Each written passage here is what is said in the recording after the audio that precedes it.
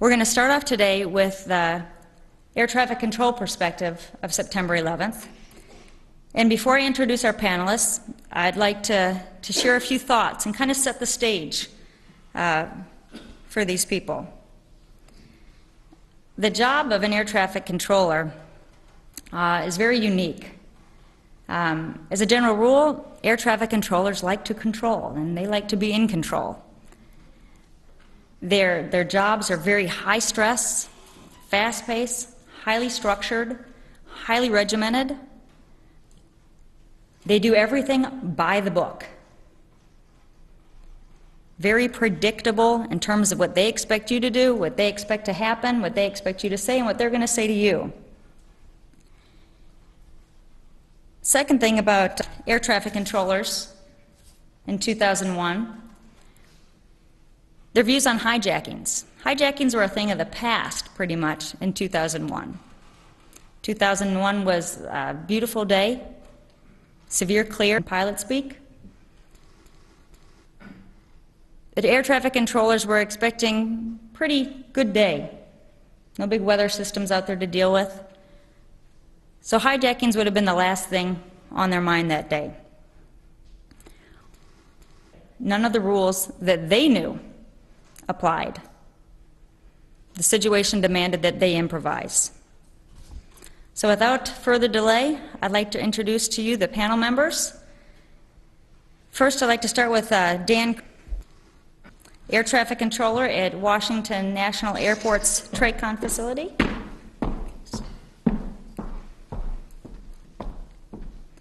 Next, Ben Sliney, the National Operations Manager at the FAA National Command Center on 9/11. And Colin Scoggins, Air Traffic Controller at Boston Center and Military Liaison.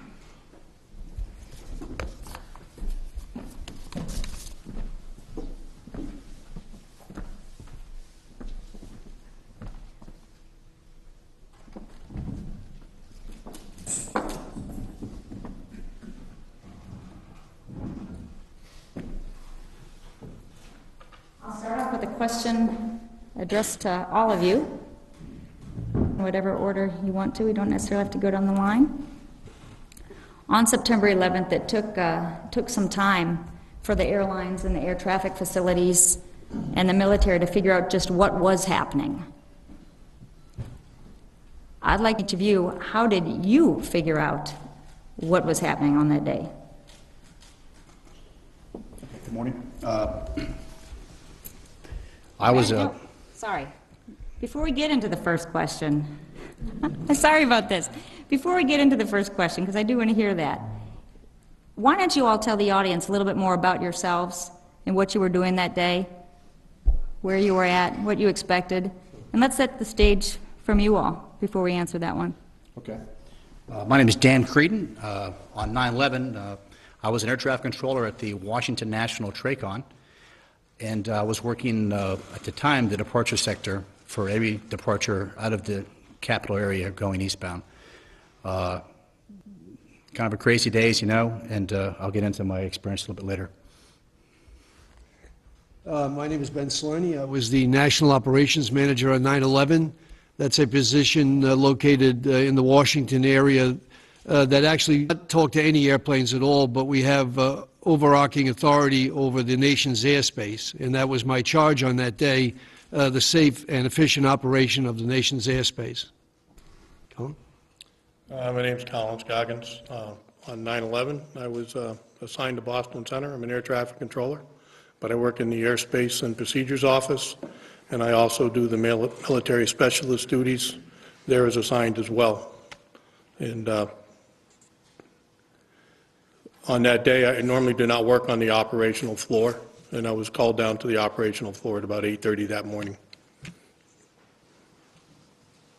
All right, thanks. So can we hear from you how you made sense of what was happening and how you learned that it wasn't going to be a nice, severe, clear day? Well, for me at Washington National TRACON, at the time was the principal approach controller radar room, radar facility for the nation's capital. When we first heard of work, I've always said that I really feel that people at home watching television had a clearer picture of what was happening than certainly air traffic controllers in my building. It was rush hour. We were really busy, a lot of things going on. And when we first heard an aircraft, we had a problem in New York, and everything going to and through New York was stopped. And then we heard, oh my gosh, an aircraft hit one of the towers. And it was kind of well, not quite sure what's going on there. And then we heard second tower was hit. And I never forget that my heart just sank. I just knew it was going to be a bad day. Well, but for me personally, it wasn't really until we spotted American 77, which ultimately crashed into the Pentagon, about 3 minutes and 40 seconds out. And when we found out it was an American jet by another pilot who happened to see him, that's when reality hit home for me. Well, that was my first day in that job as National Operations Manager. And when I got up that morning and looked at the Weather Channel and I saw the entire East Coast was going to be, as Lynn put it, severe clear, I anticipated that it would be a pretty good day for that first shot at the NOM as the National Operations Manager. And I anticipated nothing but the best. And just to contradict Lynn a little bit, in the command center, we do actually, at my desk, monitor CNN on the theory that most news of a disaster will be first broadcast by the media. And it's a terrific early warning. So I have CNN on right at my desk. Usually the sound down, but we're monitoring it generally. And at the time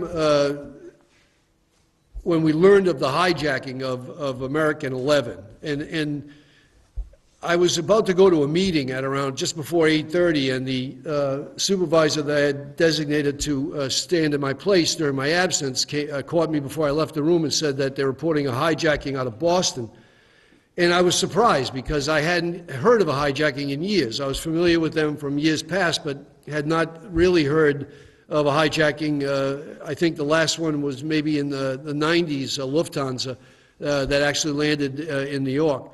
But my experience with hijackings, and indeed our protocol for hijackings, is one that we cooperate. We get every other aircraft out of the hijacked aircraft's way and do everything we can to facilitate the route of flight that the pilot wants. And I didn't think it that urgent, and I left to go to the meeting, and within minutes the same supervisor came in to tell me that we had information that a flight attendant had been stabbed. And of course I returned to my duties on the floor. While we were trying to locate American 11, on whom we had information had turned south towards the New York area, we were contacting facilities.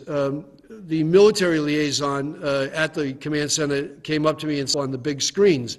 In the command center is a room at least this size that has 8 or 10 large screens that we can depict various information, meteorological or air traffic.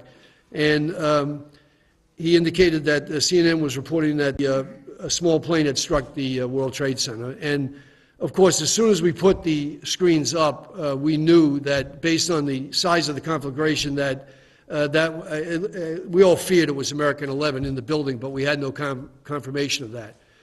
While that was occurring, New York Center began to develop unspecified difficulties, and we shut down traffic going into the New York area. And as we were standing there discussing it, we actually saw live on CNN United 175 come around and strike the South Tower. And that is a horrible scene, as you all will agree, and I'm sure most of you have seen it in replay, if not live, that day. There are 40 people working in that room, and there was just a collective gasp of horror and dead silence. And that's the point at which at least Ben Sliney and I think most of my staff knew at that time that two things. One, that it was definitely American 11 in the North Tower, and two, that this wasn't the usual, a hijack by some deranged individual wanting to go to Cuba or wanting to release prisoners or some other story, but that this was a concerted action by a group of people and that truly America was under attack. My day on that morning, normally I come into work about 7:30. It was a gorgeous day up in New England. I came outside, it was beautiful weather. I ended up taking an hour off the front today. Still can't remember what hour, but I came into work actually about 8:25, and someone approached me right at the door and said a hijack was going on.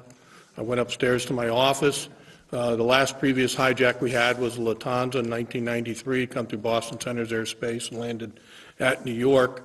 And all I could remember from the last one is that being as they are, a lot of FAA wanted to go there and get involved with the hijack. And I remember going downstairs then at the time, it was my area, and seeing way too many people around one scope and most people getting in the way. So my intention on that morning was I didn't want to get in the way, so I'd just wait unless someone called me. So I went upstairs to my desk and I actually made a call. Dan Bueno was the supervisor there, asked me to come downstairs and sit at the military desk if I could. And I don't normally sit at that position, but I write all the procedures for it. So I understand the position probably better than anybody else who works the position. And they asked if they wouldn't mind if I sat there. So I sat there, and my first trying to find out what was going on at the time. We'd already had reports about American 11. We'd heard about the violence on the aircraft, and it was about 20 miles south of Albany, New York. And it hadn't talked to anybody, and its last clearance was up to 35,000 feet, and he was at 29 feet. And our concern was he's heading down to New York Center, which is one of the busiest centers probably in the world, and we don't know what altitude this guy is. So in addition to trying to comply with what the rules and orders were at the time, which is try to get fighters up just to escort these, there's no mention of all in our rules back then for them intercepting an aircraft. They just get behind it and follow it, which is what they did with the Lufthansa back in 1993. So we're trying to get them on board as well. But the military also, the Northeast Air Defense Command, who I was in contact with that day, my original concern there was find out what his altitude is, and they have altitude finding capability on the same radar that we use, but we don't at our facility. So I wanted to find out if they could tell me what the altitude was, just so I could let New York know this guy's coming through as a hijack, but we have no idea what his altitude is because he turned his transponder off. So that originally was the start, and we knew the aircraft was descending. We watched as we could track a primary radar target on him. We were trying to give that information to the military. They had some antiquated equipment at the time. They couldn't really spot the aircraft. So we knew he was descending based on his ground speed, and he ended up going down into New York's airspace, and we transferred him over to New York. And then we attempted to make a call and talk to New York Center about it, and they told me they were too busy dealing with a hijack. And my assumption then was they were already talking about American 11, so I'll let it be. It turned out they were talking about a United 175, so we had a little lack of communication there. And then American 11 hits the tower, and our first response where we were at was that, well, it couldn't have been American 11, you know, he wouldn't have done that. So we're under the assumption we heard it was a small aircraft or a business jet or something that had hit the tower, and we didn't have CNN up, so we had no idea to look at what the impact was. So our assumption was it was just, you know, some other aircraft. After about 4 or 5 minutes of that, we started talking, and then we started getting some emergency locator transmissions coming from the tower. What happens when an aircraft hits. The ELTs are located on the plane. And then we started questioning in that. And it was about 12 minutes later when United 175 hit. That's when we knew we were under attack. Okay, a few points based on some of the comments y'all have made. From your comments, Dan, it seems like you weren't even aware that these were airliners that had hit into the towers in New York until 77. Yeah, the number one underlying theme from a major approach control facility like Washington National TRACON was miscommunication. The command center is very busy trying to get a hold of the situation on a national perspective, and we really didn't even know the full gravity of the situation in New York. When we heard both towers were hit, then I knew, once again, oh my gosh, it's a terrorist situation, this is bad. We started initial procedures to shut down our airspace around Washington to VFRs, aircraft that need permission to come into certain pieces of airspace. But Not confirmed to us that it was even a large aircraft, let alone an air carrier. So I never forget, it was a military transport off Andrews Air Force Base. Gopher 06 was the call sign. He was making a left turn off of Andrews, going right over top of Washington National Airport, just south of the southeast of the Pentagon, when American 77, a primary target on our scope, was acquired by the Dulles approach controller who called over to me. And I forced the word look on the track just to get ground information on the guy. And right away his airspeed started clicking off around 260 knots, fast but not outrageous. And I never forget, I said to the guy working the C-130, Steve Collison, I was like, hey, you better call traffic on that guy because these two guys are head to head. And he says, traffic, 11 o'clock, see anybody out there? And the pilot came right back. He said, yes, sir. It's, American 757 at a level, turning southeastbound. And I never forget. I was like, what?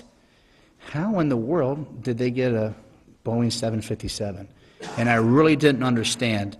Maybe I was just the slowest guy on the planet that morning, but I really didn't understand that was a hijacked aircraft until really it hit the Pentagon. And now I think somebody ran to the break room and looked at CNN and was like, oh my God, and now the news was starting to report, I believe, I don't know, I didn't see the news that day, that there was an issue in New York with air carriers. But once again, you know, where Boston Center knew they had 2 aircraft that were missing, Ben at the command center certainly knew that, and a lot of other things. They're trying to juggle big decisions there. And there was some sketchiness about American, was that an additional aircraft? Not. I'm convinced that if his call sign was something other than American 77, because American 77, American 11, kind of similar, and there was some miscommunication back and forth there. It was slow to get down to field facilities that were dealing with an additional hijack, because, I mean, by gosh, you already had 2. And then it kind of went downhill from there. Yeah. Okay, and Colin, when you were talking about the fact that you didn't necessarily see a need to show right up on the scene when they were hijacking, because in your experience hijackings weren't very interesting. Pretty boring. Usually you isolate the aircraft on frequency, and you isolate the fighters on frequency, and they just sit back and you watch them follow them, and that's what they did with the Lufthansa. And it's a pretty boring event. And you have too many people standing around, they get in the way. You only have so much room around the radar scope, so you don't really want a lot of people around. So I never even got the opportunity to go down to the area, so I don't know how many people were really watching it. But I know it was, after talking to a lot of my controller friends and ones that worked it, that it was a lot different than any other one they had ever worked before. So some screaming on the frequency and things like that were upsetting to the controllers. Peter Zaleski, a good friend of mine who I went to the academy with, the FAA Academy with, and he still has problems with it today. So I worked in that position pretty much the whole day, and of course a lot of other events happened throughout the day, but that was the beginning of a long day with an overwhelming amount of information that I ended up receiving on the day. So. Okay. So as these attacks expanded, there's a hijacking, then a strike at the North Tower. At first there's no connection, one and the same. The hijacking is the aircraft in the tower. And then you mentioned seeing 175 hit the South Tower. As the attacks expanded, a lot of air traffic control facilities made the decision to shut down operations. We had some airports where the managers decided that they were going to shut down. Air traffic control towers evacuated. I know, Colin, your center was evacuated. How did these shutdowns affect all of your operations and how you were handling air traffic? I'll tackle that one first. As far as the airspace shut down for Washington, D.C. area, I got to give credit to Vic Pageant, made some great calls here. We didn't wait for a phone call from anyone. As soon as American 77 hit the Pentagon, it was obvious that, okay, no one's getting near Washington. Aircraft 5, 6, 7 mile follow for Washington National turned away. Get out of the airspace. Anything within 60 miles, I think someone pulled that number out of somewhere, is considered hostile. Get them on the ground. Guys on follow from 20 miles west, get out of there, turn them around, get them away from the Washington area. We could not trust any crew. period. You didn't know what you were dealing with. And there was a concern as soon as we found out about United 93 was heading our general vicinity, and there's a lot of misinformation about that, but we knew he was coming, and we could track him on a TSD, which is a far-looking display. It looks at stuff all over the country. So we knew he was, I can't remember, 20 minutes away or something like that. And my operations manager made the call, the senior manager on duty that day, all right, get the tower cleared out, get these guys out of there. We're sure this thing is not going to bother to hit the airport. It's probably going to try to hit something downtown. We knew the Pentagon was burning from the perspective we had from our control tower. So we, for a very short time, maybe 30 minutes, set up a temporary control tower on the airfield for our personnel up there. But the TRACON itself, which is now very involved in trying to get the airborne assets off of Andrews Airborne to protect, we never stopped. Of course, I think we had a false sense of security because we were like 2 stories below sea level in the basement with a bunch of concrete all around. But And you had tried to get word, Dan, to the tower to evacuate when that order came. yeah, it was crazy. They weren't 'cause- picking up their land. Yeah, Too busy? it was crazy because when American hit the Pentagon, I just unplugged from the position I was working. I was standing there talking to my friend Paul McCarthy, who was working the position. And when that happened, first thing I did, grabbed my ops manager, told him what was going on. He starts taking care of some calls at his level. We could not get through to the control tower because the phone's ringing off the hook. The tower CIC, Chris Stevenson, was in charge of the tower, and he had a phone in both ears. So I literally jumped on the elevator, which I got to say was a very uneasy feeling, getting on an elevator with my friend Joe Vankel. I was like, we got to see what's going on in the tower. We got to tell them to get out of the tower. And when I went up there and just saw the black smoke, it was incredible. The paper, all the stuff flying through the air was paper. It was crazy, crazy, crazy. Because American 77 had just Just impacted hit the the Pentagon. Pentagon like 10 minutes earlier, about 10 minutes earlier. And then it was back down to the TRACON and organized everything else. Okay. How did the shutdowns, I know you had heard of, was it New York Center that declared ATC 0? How did you respond to these shutdowns as they start to occur? Well, we did what we could to assist the facilities. New York Center declared ATC 0, which means their ability to provide air traffic control services is nil. And so we, what we call to and through. No aircraft could take off to go through New York airspace or to New York airspace, meaning land in New York. And that was fairly easy to accomplish. And I have to say that any facility that did evacuate, it was not, I was not cognizant of any effect on the air traffic system to deal with what occurred thereafter. I am aware of one tower that evacuated that was ordered to return to the tower. I don't remember what tower that was. I don't think it was national. Because we never really stopped services. No, we were running continuously. So there was no disruption in service from the command center's point of view. And in conjunction with the New York Center, at that time, had an unspecified problem. They alluded to the fact that they were having a problem similar to similar to Boston Center's problem, which we took to be another. But that happened rather rapidly. United 175, I think, from the time he turned off his transponder and deviated until the time he impacted was only about 11 or 12 minutes. In fact, all 4 impacts occur within 75 minutes or so, and all 4 were airborne before the first one struck the North Tower, before American 11 struck the North Tower. But the command center is in the business of regulating streams of aircraft, and what we did was ground stop, of course, obviously New York, obviously Boston, and then Washington Center, which encompasses the area that Dan is speaking of.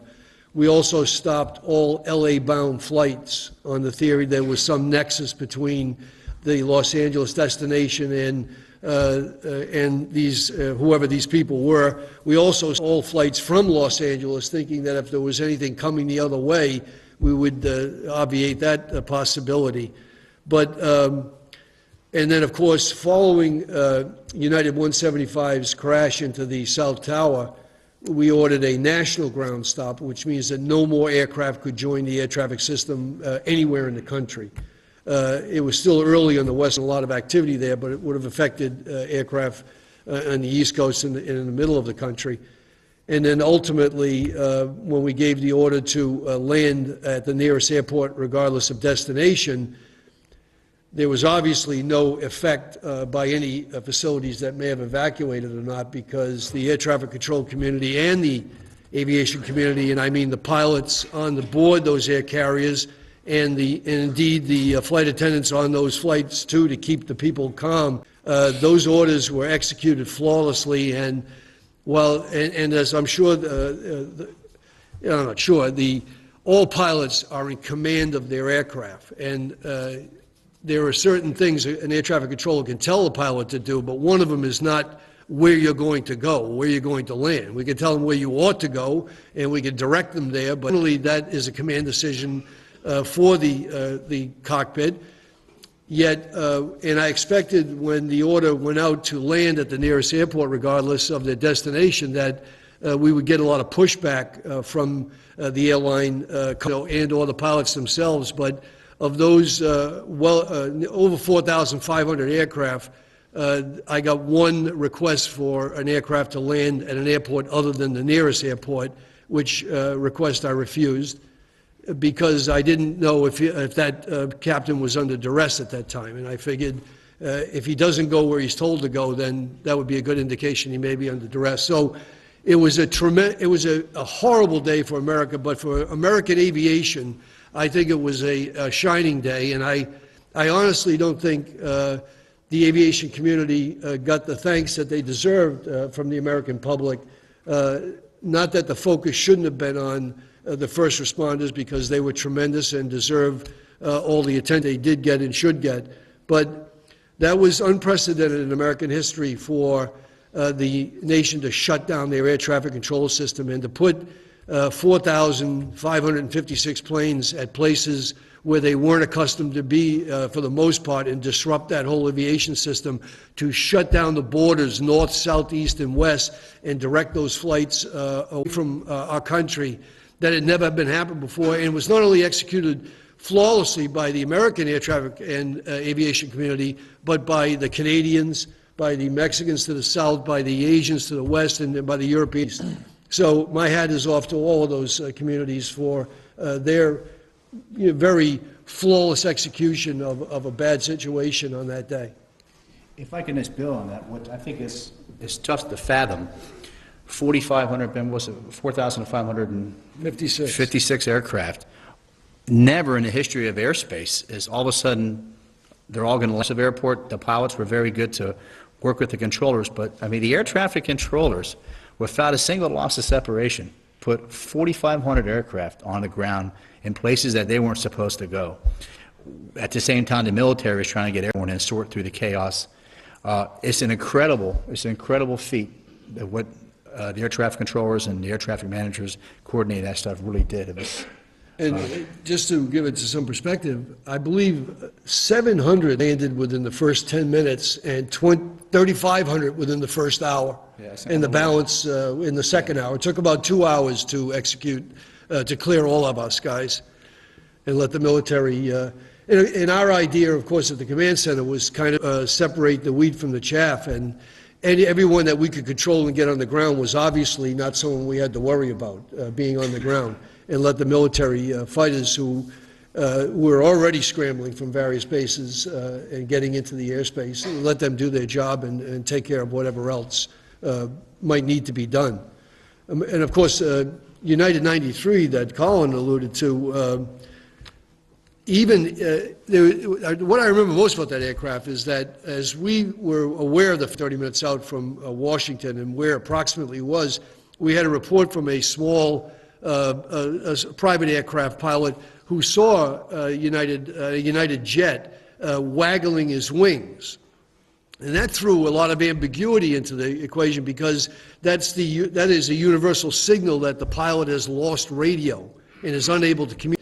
And of course, it's not unheard of in these situations that a plane could lose their electrical systems, or lose their avionics, or their ability to communicate, or even their compasses, or their ability to navigate.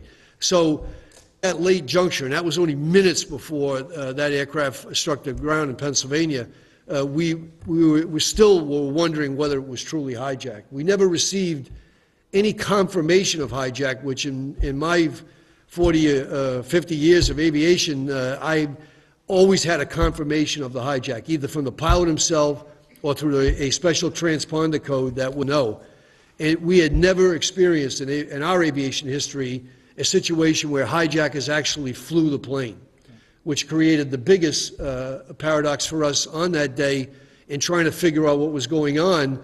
Was how could a hijacker force a pilot, even by holding a gun or a knife to his or her head, force them to fly into a building? Pilots, and you all have heard stories of their actions, heroic actions to avoid loss of life on the ground by directing a plane that could not fly to a position where it would cause the least amount of damage. And of course in New York we have the East River, the Hudson River, and the Atlantic Ocean. And in my mind, I could not fathom how they could force this pilot to hit that building, an area where I personally worked thousands of aircraft up and down those rivers, landing at LaGuardia, Kennedy, or Newark. It was just inconceivable to me and inconceivable to my staff, and I think to all air traffic controllers that would happen. But we learned to expand our minds about, or our thoughts about these things based on 9/11, and I'm sure we won't be with that in that situation. Colin, when I had talked with you when I was researching, you mentioned that when Boston Center at one point was considered a target, and I remember some of the staff there mentioned that it makes perfect sense if you're going to take out airliners to take out the air traffic control facilities so they can't even monitor and see, what's happening out there in the airspace. And so at some point that morning, Boston Center was evacuated, and could you share with us? You didn't leave the building when that order first came out. Could you tell everybody about what was happening? The evacuation at Boston Center. So there were a lot of things going on at different times. We originally had an unidentified aircraft south of Nantucket by about 80 miles, coming in at high speed, about 25,000 feet. Our assumption was it was a Coast Guard aircraft. That's where they come in from Bermuda. And we eventually did get a hold of the aircraft, but for a while there that was passing over the telephone we were on that there was an unidentified aircraft coming up southeast of Nantucket, which is probably about 170 miles from Boston Center. So we re-identified the aircraft, and we got him in. He landed Otis. And however, someone had taken those initial calls on the telcon and determined that that possibly was another 757 on track to Boston Center. We found that out a couple weeks later after. So we're getting calls from a regional office that our facility is going to be attacked by an aircraft, and they started evacuating it. And first, non-essential personnel, which actually I am when I'm upstairs in my office. I'm non-essential, but that day I was essential, so I was on the floor. But so they evacuated a lot of people. There was a tractor trailer outside broken down on the highway. There was a concern that could have a bomb in it. Somehow that was interpreted that there was a bomb scare daycare center, which is located directly adjacent to the facility. They evacuated the daycare center, and so we're under a premise that we're going to get hit. And at some point in time, it was imminent, is what we were told. So as each controller was trying to get the aircraft down for the national order to put all the aircraft down, they were told to leave. As soon as they got all the aircraft down in their sector, they were told to leave the building. And they did, and a lot of them hung in there and were doing exactly what they were told to do. And as each one did, they left. And my responsibility still then, I was still in contact with Northeast Air Defense Command. I was still trying to get fighters into the sky or tell them where I think they should go based on other hijacked aircraft that we'd heard about that were not really hijacked. We had about 20 that day, 20 or 21 hijacked aircraft that we thought were potentially hijacked aircraft. So we're trying to still get fighters up in the air. In addition to that, I had to tell all our surrounding facilities that we're getting ready to vacate our building. And I remember talking to Montreal Center, and I talked to Toronto Center. I told them that we were evacuating. And I was shocked when I talked to these facilities, because if someone calls you on the phone line and says, hey, we're turning off our airspace, they'd be like, what? What are you doing this for? So, but I was surprised how everyone was so agreeable to it when they called them. But I hadn't been watching TV. I hadn't seen any of that. And I'm sure of the entire implications, but everyone was like, no problem. No more airplanes coming into you. And We understand your airspace is going, you're turning off your airspace.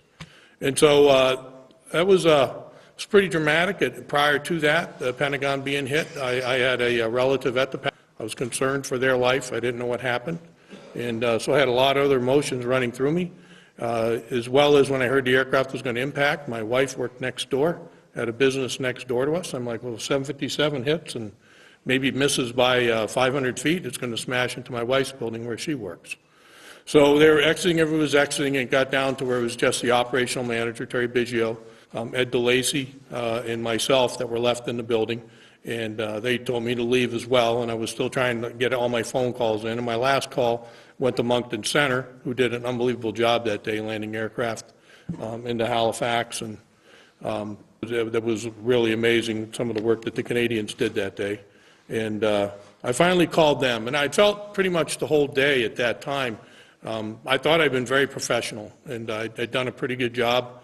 I thought I did a good job. I didn't find out till a couple years later, which we'll probably discuss here, how well I did, because I didn't get to hear my conversations right away like a lot of other people. But that last call I made to Moncton Center was the first time my voice cracked that day.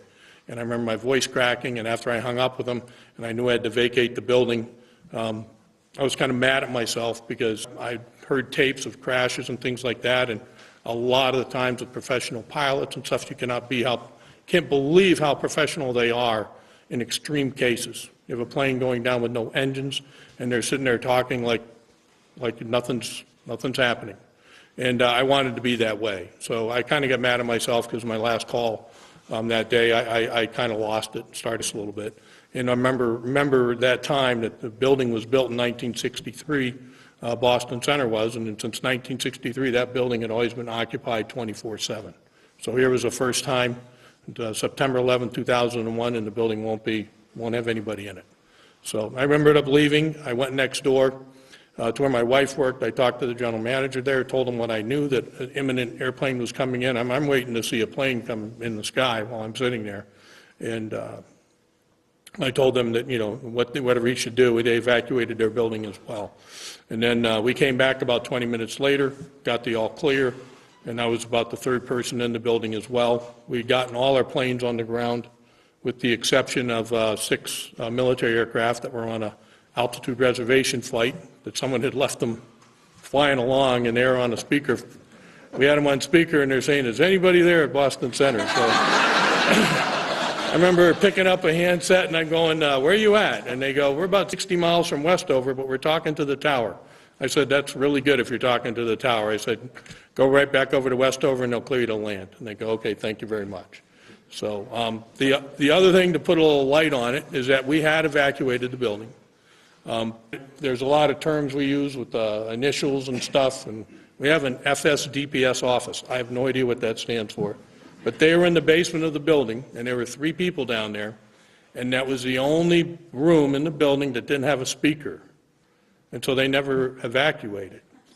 And one of those guys came upstairs, and he's looking in the control room, and you can have up to 150 controllers in there at any one time. And the guy goes, there's nobody here. And so he goes back downstairs, and he tells, "There's nobody in the building." So and they couldn't understand it. And they're like, so they just went back inside, shut the door. So we thought we had evacuated the building. We did not. We actually left 3 people behind in the building.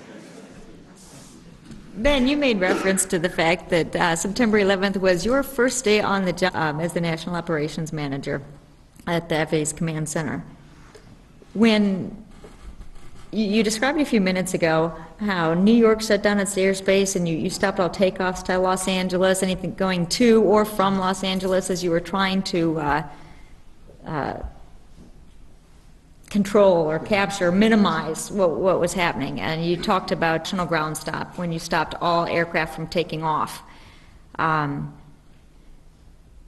So 16 minutes, 17 minutes after you make that order to stop all takeoffs is when the order comes out of the command center, when you tell them to land what was your mindset? This is your first day on the job in this capacity. Had you received some order from the upper level saying do this? How did you come to the point to make that historic call that had never been done? And were you thinking perhaps that your first day on the job was going to be your last? Certainly ran through my mind. After United 175 struck the South Tower, I had opened the line to headquarters and put a supervisor on that line, stood there the whole day with the phone to his ear, and I told him to ask them, tell them I'm thinking about issuing a national ground stop order, and they said they'd get back to me, but they did not, and so I think it was about 9:10, 9:12, something like that, and by 9:25 I just gave the order for not any more takeoffs. There was really nothing else to do at that point except to land everyone, and I considered giving a land order earlier, and since there was no one to gainsay me, I figured it's either the right thing to do. And by the way, I've told my colleagues, but I'm surrounded in an air traffic control facility like this with about 40 type who are chewing at my arms to get something done, and we're frequently conferring and exchanging information. So there was a lot of urgency by the individuals, and these two fellows would be no different, to do something positive. And we were reacting all that day. We kept reacting to news that we got. And finally, again, I was reacting to American 77, but it was kind of like the last straw, the aircraft that struck the Pentagon. And at that juncture, I figured we'd had enough. And it did run through my mind that, you know, if it was the wrong decision, because it would have been very costly to misplace all the parts of an airline and to get that system back functioning again, it would have been in the billions of dollars. But my only thought at that time was, well, I may be going back to my law practice sooner than I thought. And it's not that bad being a lawyer, although an air traffic controller is a lot more exciting and interesting, and I enjoy that career. But it did run through my mind, but only briefly. I had a tremendous staff that day, and a lot of people who would be willing to give me advice unsolicited. And I took that all in and tried to keep it going. We had people in the command center who voiced their concern over whether or not the facility was safe or not. And of course, it does seem a logical conclusion. Try to take out a communications center, particularly one of this ilk.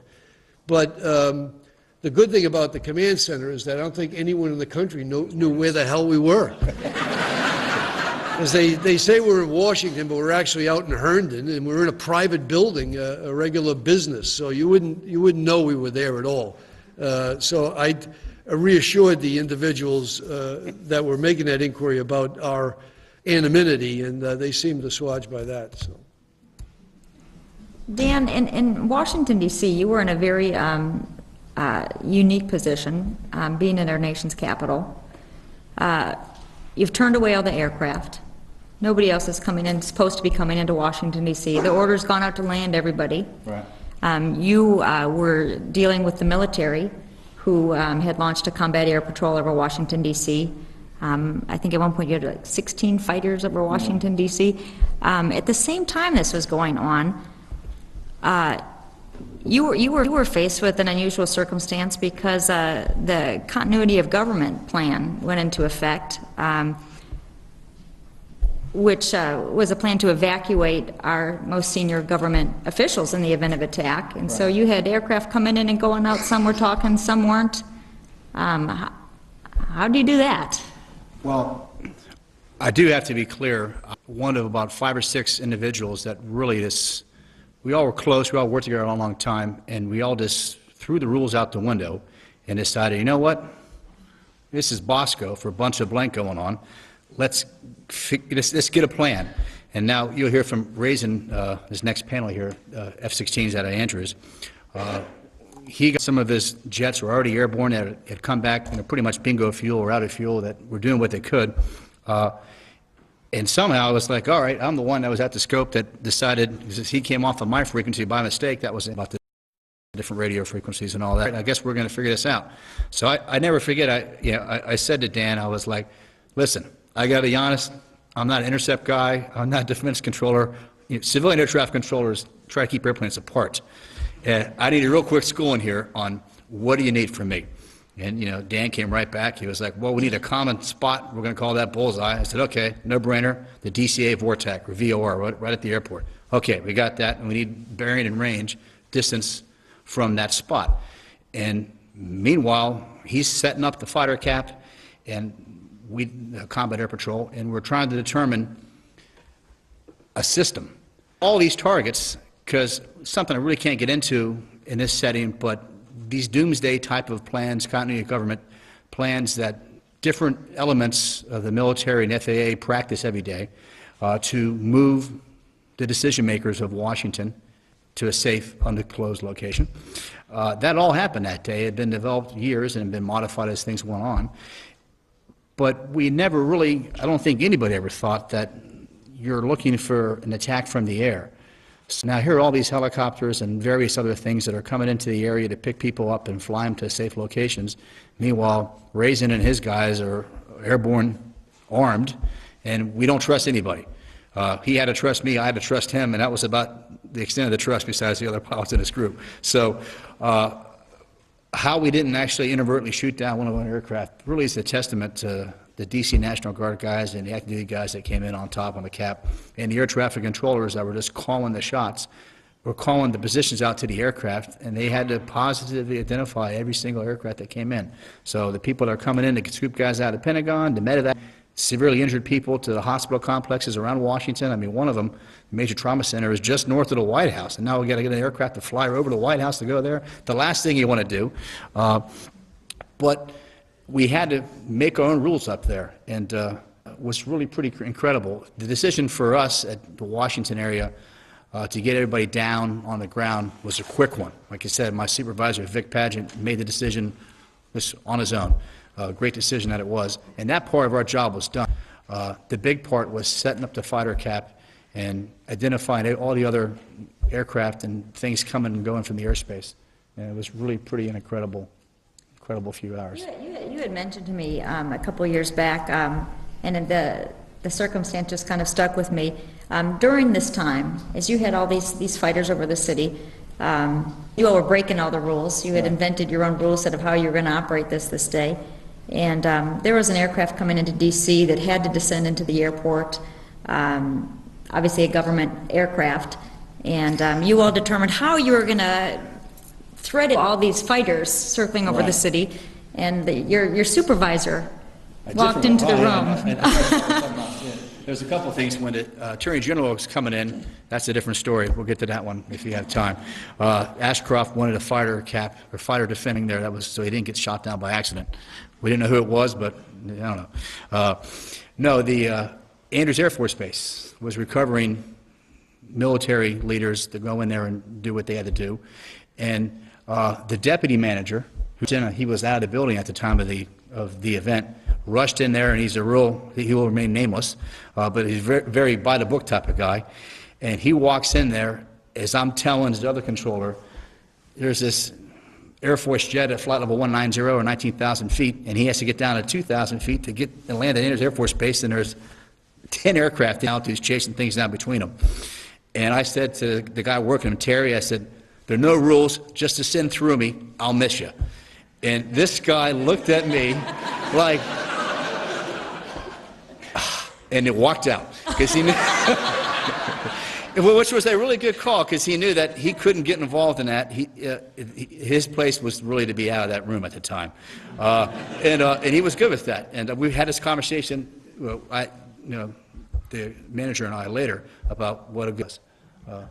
But yeah, it was, and I was calling the stuff out to Raisin. All right, bullseye 27045, friendly, descending eastbound 190. And then he would tell the appropriate aircraft in the area, all right, this is a friendly, we're painting and we see them. But it was really pretty crazy. Colin, when we're talking about the military response and the fighters over D.C., I don't think many people realize that the FAA did not have compatible lines of communication with the military that day and with NORAD. In fact, when they attempted to communicate, they couldn't. And you didn't realize on that morning that the information that was going to the Northeast Air Defense Sector, who was our response for the northeastern part of the United States, you did not realize that you were the only one giving them information about what aircraft were targets, which were hijacked, where they were suspect. You didn't realize at the time that that's the role you were playing. How did you get in that spot where you're giving them the information, and how did it happen that you were the only one giving them the information? When I went down to the floor, in the position that I was upstairs, and I write the procedures, I also work with the military all the time. I have a lot of letter agreements with the military, write a lot of procedures for military airspace, and probably the one benefit I had over some of the other facilities that the Northeast Air Defense Command is located under Boston Center's airspace.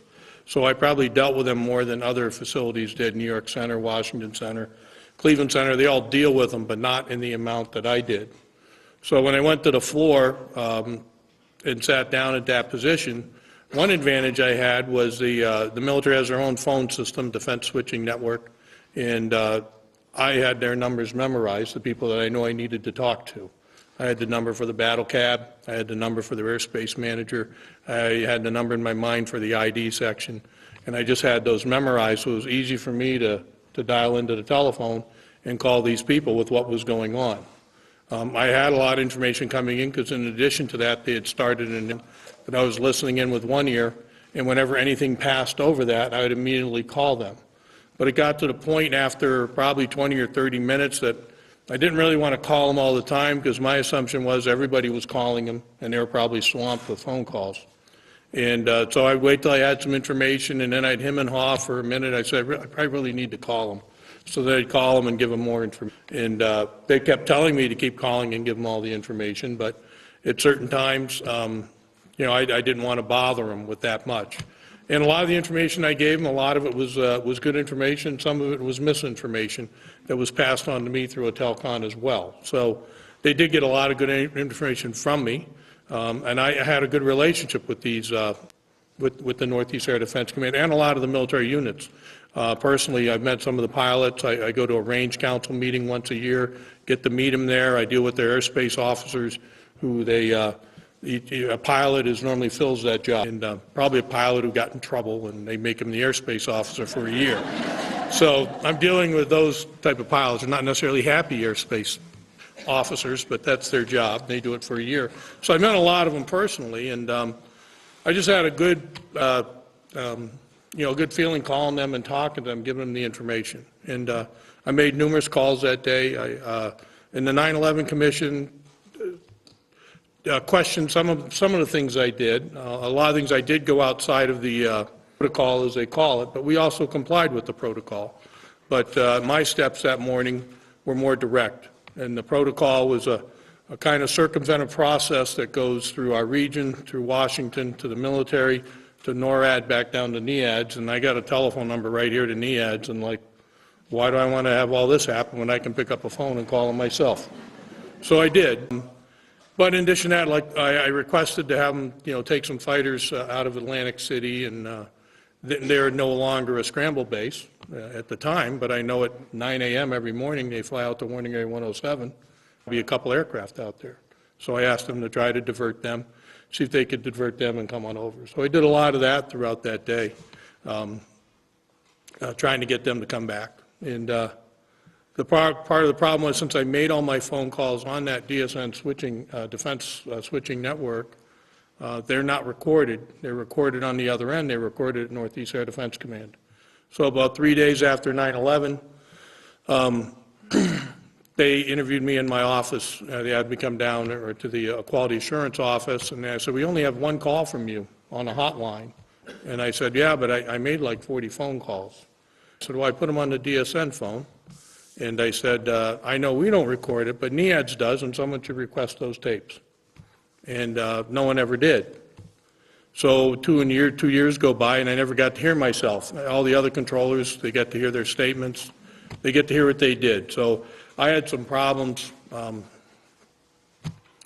you know, dealing with it myself, because I never got to hear what I said. I thought I did a good job that day.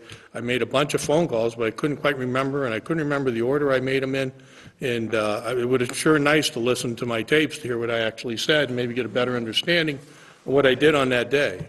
And 2 years went by, and the 9/11 Commission was meeting, and they were starting to put their timeline together, and the timeline just up. And the military and the FAA kept having some issues. They couldn't seem to match it up.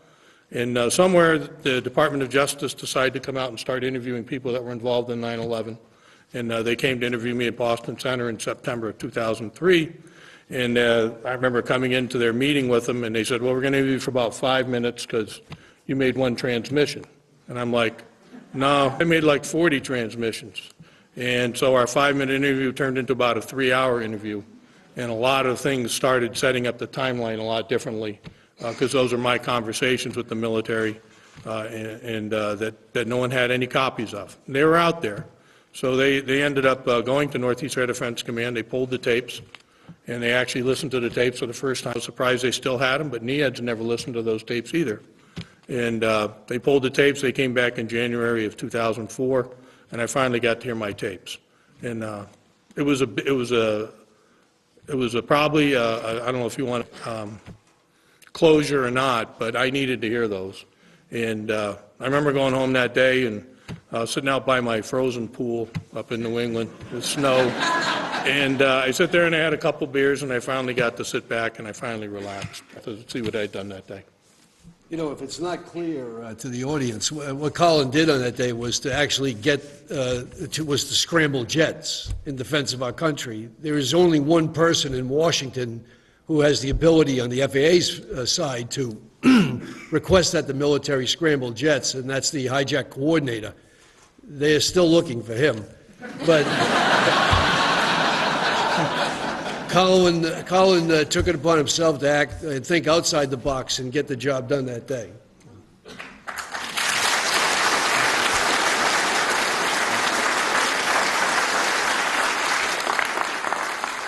I'm glad you mentioned that, Ben, because one of the things that I learned very early on when I was doing my research, the news had misrepresented the fact that they didn't even know where the alert site was, and they're calling Atlantic City to get them to scramble. And Otis is our alert facility, and I knew in talking to Colin that he knew very well who our alert facility was, but he also knew that Atlantic City had their training mission that they had every morning, that they were out flying, and that they might be closer, and that they might be able to get to New York City faster. And those phone that were being made happened very, very early on in the morning. And that was very noteworthy and kind of overlooked. Well, I don't want to steal the floor here, being the only one asking questions, and so at this time we'd like to open up the floor to questions from the audience. And what I'd ask, would like to give the students here at the university the opportunity to ask questions first, and followed by any other members of our audience. Would ask that you only ask one question at a time, and if you have more than one question, if there are other people waiting, you ask their question first before you ask your second question.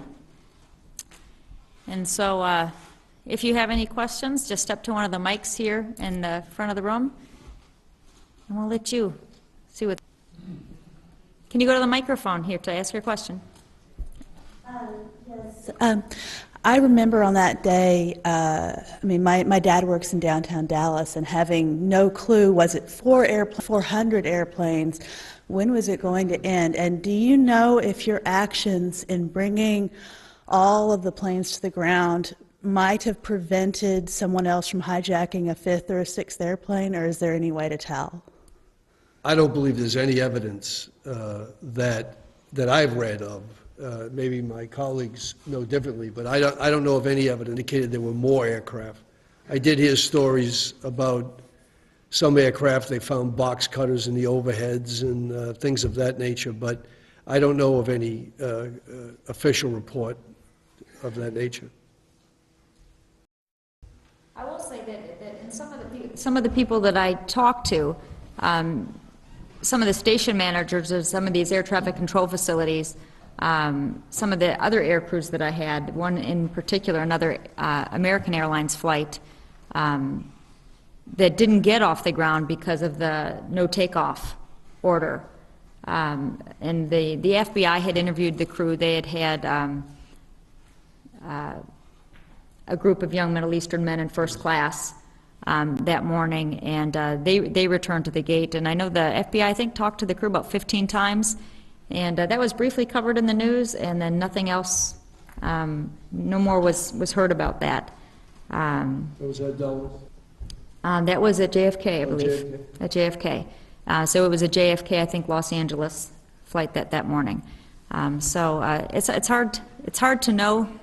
One of the things that was happening that morning that was very interesting is that these planes were being sent back to their gates. They were being offloaded, all these passengers, and quickly pushed out of these airports that were evacuating. And so even if, for example, that plane, that American flight, they said, well, didn't they stop those people and arrest them when they got back to the gate? I'm like, no, that airport was evacuating when that aircraft got back to the gate there at JFK, and those people were being hustled out of the airports and onto the streets as they were at airports across the country. So anybody that would have been there was quickly pushed out of the airports. Lynn, in your book you mentioned that there was an Operation Valiant Guardian that was programmed for that day. How much did that complicate things? They were expecting an exercise, which they could have misunderstood what the exercise was. It was a real thing rather than an exercise. How long did that take to complicate things or get it straightened out? That was very interesting. And actually, based on my research, I think it was actually very fortuitous that Vigilant Guardian was going on that day, because what that meant is that all of the senior battle commanders at NORAD were in the battle cabs in interviewing these commanders, they came to the realization that we were under attack fairly quickly and canceled the exercise. And so the net effect was there wasn't confusion other than for the first minute or two, is this real, is this not, is this part of the simulated exercise?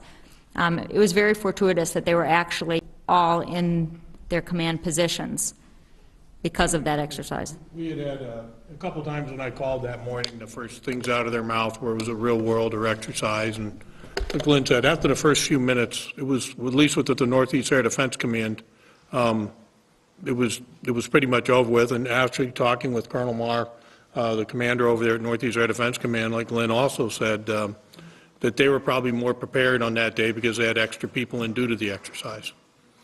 At the Northeast Air Defense Sector, and it's interesting listening to the tapes, there's no doubt that at first, when the first calls started coming in about a hijacked airliner, they're like, okay, the exercise is on, here we go. There's no doubt that it took them a while, and at one point on one of the tapes, that you could tell some of the people, they're responding as if it's real world, even at the very beginning when they're not shot. And at one point, they hear another hijacking, or that it's crashed into the New York, into the New York skyline and all. And at one point, one of the weapons controllers says to the guy next to him, if this is an exercise, this is one effed up exercise. He's thinking, what twisted minds came up with this exercise? So. I wanted to ask you, alluded to incoming flights from overseas, for instance, coming from Europe. And I'm going to guess that some coming inbound from Europe might have been diverted to Canada or so forth. But once, as you know, an airliner starts out over the pond and you have to consider point of no return and all of that, there had to have been some complications there. Was there anything particularly that turned out to be a problem? Was it simple enough to, I know it wasn't simple, was the remedy to try to divert as many of those to Canada as you could, or possibly turn some of them back? But were there any glitches in that, and did somebody get close to running out on the way across the Atlantic? Those routes across the Atlantic and the ocean are structured, and the requirements for the airline are that they have a certain amount of fuel in the event of an emergency. And there are cutoff points. They would have either gone back to Europe, or we have Greenland, and then, of course, the Canadian provinces all the way down. So I wasn't concerned about an aircraft getting to a place to land at all. I knew that our procedures in setting up the North Atlantic tracks, in this case, provide for that contingency. The town of Gander up in Newfoundland, interesting story on that was they have 5,000 people, and 10,000 people landed that day on 9/11. So the town doubled in size, and the people in Gander took all these people in to their houses. I mean, it wasn't like they had enough schools to put them in or anything like that. So everyone was taking in 2 to 3 people into their own homes, and then they had to keep them there for 3 or 4 days. And they did sit on the ground for a long time in Gander. Some instances they spent 8 hours on the plane, but they didn't want to break the planes up, so they would find a certain part of a neighborhood and said, you get all the people from this airplane and divvy them up between the 20 houses or so. So when they had to pick them back up and let them go 4 days later, they knew where to find them all for their planes. So the town of Gander was amazing for what they did. Now they did some landed at Halifax as well as Moncton, but town of Gander took a lot of people in. And recently, NBC, in conjunction with the Olympics, broadcast a documentary that celebrated the humanity shown by those residents in that area. It was a tremendous outpouring, and I'm sure all of us can see in our mind's eye the queues of aircraft sitting on the runway and the townspeople bringing these people into their homes. It was a tremendous display on part of the Canadians. I got the chance to thank them personally for that, and I know they asked, did you have any doubts about their ability to handle the air traffic? And of course, that's a loaded question for air traffic controllers, and they handled it magnificently. They're not used to that type of volume, but they, to the aviation community, stepped up to the plate. That brings me, Ben, to one of the things you told me when we were working on the book was you said it was actually not so hard to take them all down, but it was hard to put it all back together again. Yes. And in talking about the planes coming in from overseas, there was one Continental pilot that I had spoke to, and unfortunately my book is only on that day, so I can't really talk about some of the cool stuff that happened the day after or 3 days later. But there was a Continental flight, and when the flights were authorized to start taking off again and flying back to the United States, the flights that were diverted were the first ones authorized to then continue on to the United States. And it was Gander flight, this Continental flight, and I guess in Washington the command center is determining, okay, we'll let the Gander flights, Continental, that flight can go, and then we'll do United, and they were given very specific takeoff slots. And you had to take off in that time or forget it. And so the crew scheduler at Continental Airlines called this captain. Captain, you're authorized. You've been cleared, to launch out of Gander at 10:05 this morning. You have to be off by 10:20 a.m. It was probably about 8 in the morning. And the captain says, well, given that I'm 90 miles from the airport and my crew and my passengers, all 260 of them, by the way, are scattered all over Newfoundland, the 38 other aircraft blocking in my aircraft on the ramp there. And so the whole system was turned upside down, and they had to work it backward, to try to get everything out. Yeah. So. We often commented it was easy to shut it all down, but real tough to get it going again. Yeah. And as I told someone earlier today, the moment the last aircraft had landed on 9/11, the command center was inundated with requests to fly. And one I recall was the Texas Rangers here, not the baseball team, the Highway Patrol, the Rangers they're called, I believe, Texas, yeah. And they needed to fly a helicopter out to an accident site to get a person who was badly injured. Well, I lost my mic. Sorry about that, folks. But and I looked at the specialist asking me to give permission for the helicopter to go get this person who was injured, and I thought to myself, how can I possibly say no? But I was terrified that anything that got airborne might get shot down. But I figured, low-level helicopter Texas, go for it. And everyone was looking up in the Northeast at that time. Given the absence of communications between civil and military air on 9/11, or at least the difficulty of communicating between the two organizations, what are the lessons learned? What changes have been made since?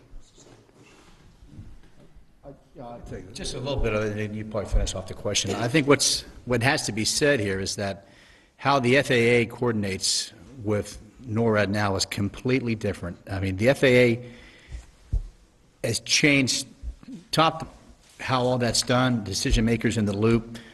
This domestic events network, every major air traffic facility in the nation is on a 24/7 conference call, so everyone knows what's going on. And there's all kinds of other stuff that we really can't get into that it's very impressive. One of the big frustrating things in my facility, and once again, it was a significantly important facility, only the airspace over top of the White House, and I couldn't talk to NORAD directly. Our phone lines were jammed up, everybody else calling to make sure their parents or their kids and everybody else okay. And at one point, it was the shock. A speakerphone 65 feet away from me was the best thing we could do to talk to like the NORAD central switchboard. And it took them a couple of days to finally wire that line right into the control positions. But all that has changed now, and I don't really foresee a communication problem or a lack of information for decision makers in the loop problem ever again. The FAA and the DOT have done a really good job in that.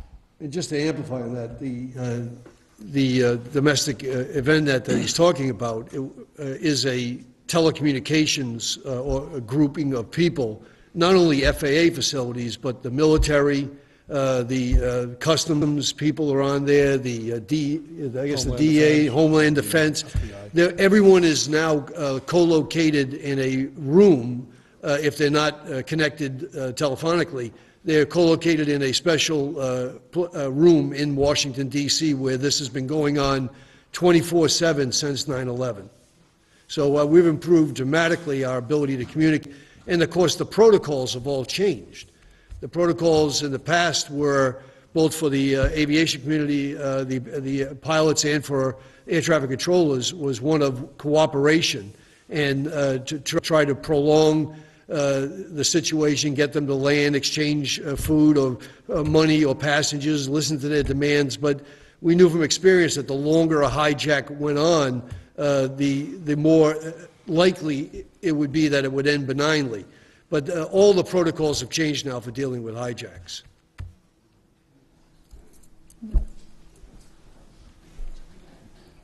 Before I ask my question, I just want to acknowledge each of you for the heroes that you are and for the heroism that you exhibited by finding the focus.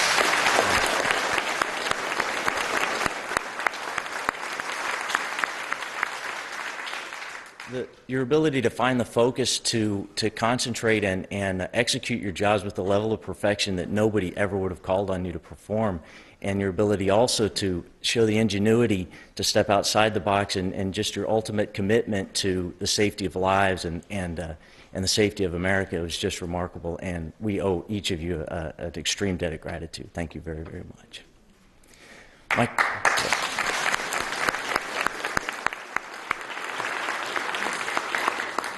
What I'd like to know is there must have been a moment for each of you at some point where you felt like you could say, I think the crisis is over. I think the immediate problem has been addressed, and and we maybe have a second to take a breath here. And I wonder what that moment was like for each of you, and what's your first thought of what next, what now do I do, what that thought was. Thank you for the question. For me, be honest with you, I wasn't comfortable until the next day. Pentagon was hit 9:37 a.m. Next thing I knew was 5 o'clock at night. The Washington area was under control. The fighter cap and the resources above the nation's capital are under control. At that point, Ben, I think there were still, for a variety of reasons, a handful of aircraft that we didn't know the status of them. They were mostly overseas guys coming in, and once again, that was a whole different department. Of course, I drove home and got home And I was very comfortable that night. I was going to sleep well because I knew we were safe. But for me, it wasn't until the next day when everything was over. It's never ended, in my mind. I don't look at an aircraft again, and I'm used to aircraft for my whole life. I'm used to seeing them in the New York area fly over constantly, and I seldom, if ever, turned my head to watch when I heard a plane go by, and I look at them all now. And I think it's all of America's perception of aviation and what's going on in those skies. Because long after and on that day when the last aircraft landed, when we directed them all to land, that was some type of closure, but it really wasn't. There were, as Dan alluded to, I recall a Japan Airlines flight that probably Lynn reached up in Alaska that nearly got itself shot down with a radio problem and not following the instructions of the air traffic controller. So we weren't sure that it was over when the last aircraft landed. And I think to this day, it's changed my perception of aviation and how I think about what's going on. I do feel it's up to every one of us to prevent this type of terrorism from happening again. And I think we've seen it demonstrated by stories in the press of passengers on planes overwhelming or a person who wanted to disrupt that flight and taking matters into their own hands, particularly with the enhanced airport procedures to prevent people from getting on a plane with anything more dangerous. I mean, you can't bring a bottle of water on board, so they've tightened considerably over the protocols they had in place on 9/11. But I don't think it's ever over, and I think it's up to all of us to keep our eyes and ears open. And, you know, as they say in New York, if you see something, say something. My day, I started feeling more comfortable when all the aircraft were down out of Boston Center, which happened early. We were probably some of the East Coast centers probably got their aircraft down sooner than the West Coast did, and I started feeling better then. Then we had a lot of military coming off the ground, and I felt better. But I was still listening in on the telcons, and I remember, I don't know if it was Japan Air, but I'm listening to other parts of the country now deal with what was going on the telcon, and had a pilot that wanted to land Fairbanks, and we're hearing a conversation go on and on over this phone, and basically whoever the base commander was says is, if you land here, you're going to get shot down. So the guy had to go. That was the way it was. And so the day went on for a long time. I myself, I got going about 8 o'clock, and that was the first time I saw anything on TV. I showered, I ate. I came back in again at about 11 or midnight and worked again for another 12, 14 hours the next day. And the next day I felt a lot better. It was a lot easier. Even coming in at midnight, it was, we watched a lot of fighters go up and intercept, but there was a lot more work to be done because there was a lot of coordination on helicopters and relief work trying to get down to the tower. And at that time, you know, people were still hoping they were going to pull hundreds of people out of the towers. And over the next few days, of course, people realized that they weren't going to hardly find any survivors at all.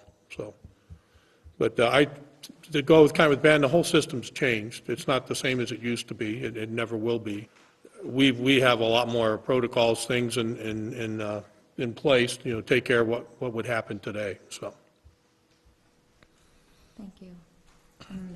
Do you have a I want to express my appreciation personally to all of you for doing your duty and doing it well, but Mr. Sliney especially for your timely and what evidently was a completely independent order to shut down U.S. airspace.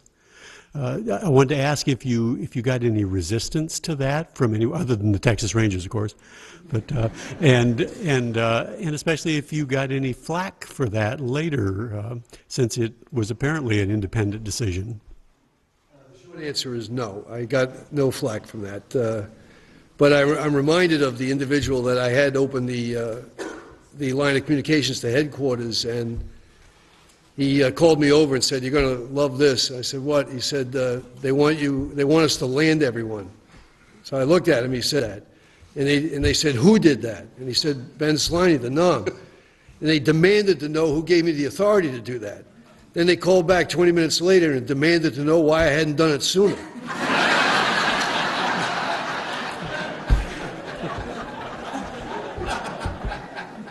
But being an old hand at the government service, I wasn't even surprised over that turn of events.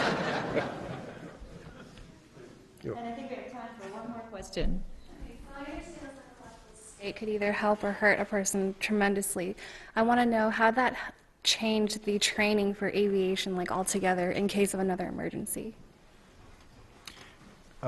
Like how prepared is the aviation team now compared to before the attacks of September 11th? Is there more?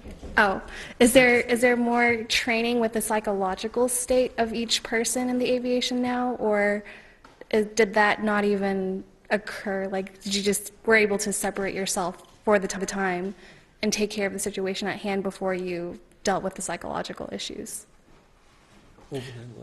I had you to the last bit there, but to me, I think I got your question, but if not, please clarify it.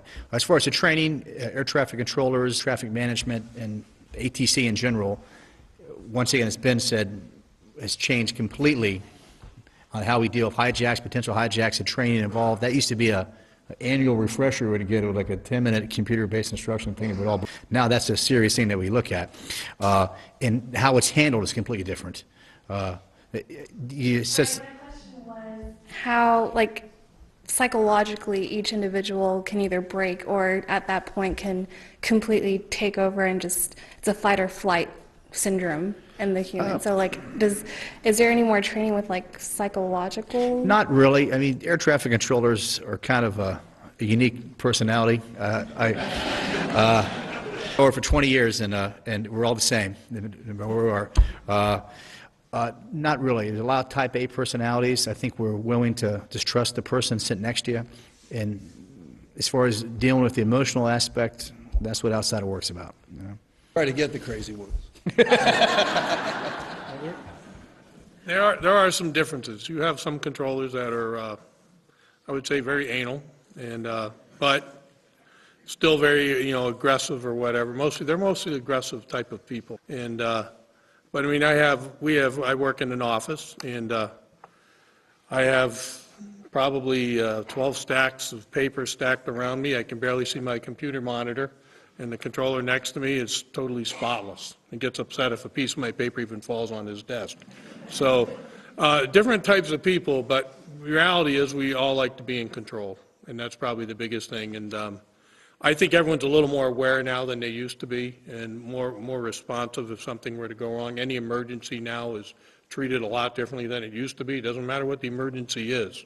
It goes over the DEN, the Domestic Event Network. So everyone in the country knows you got an emergency in Boston Center, even out in L.A., because everybody's listening in on this phone. But as far as psychologically, I don't think much has changed as far as the controllers go. There's no additional training or anything like that I'm aware of, but it's because the personalities haven't changed. They're the same as they've always been. So. I do think it speaks to that issue. When you look nationwide at the feat that was accomplished, when these nearly 5,000 aircraft were landed without incident, and the controllers who were in New York and in Boston and in Washington when this was occurring, and the pilots in command of these 4,500 aircraft, I think their performance on that day demonstrates that their training was sufficient. I think the emotional load and the psychological consequences, I think for some of the pilots and controllers, there were some pilots and some controllers that never returned to work after 9/11. So there's no doubt that it took its toll on the psyche. Thank you. So, well, I think we're done for now with the questions. Join me in thanking this group of panelists.